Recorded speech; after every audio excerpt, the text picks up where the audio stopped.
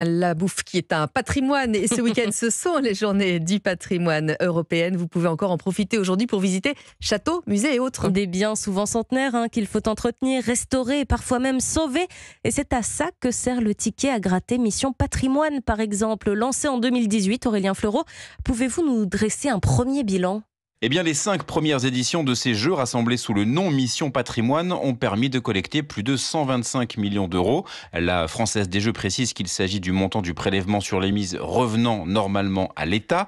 Parmi les plus de 850 projets sélectionnés depuis 2018, il y a plus de 500 sites qui sont d'ores et déjà sauvés ou sur le point de l'être. Une large majorité se trouve dans des communes de moins de 10 000 habitants. Il y a un quart d'édifices religieux, un quart de châteaux, mais aussi des maisons anciennes, des sites industriels, des édifices militaires ou des parcs et jardins.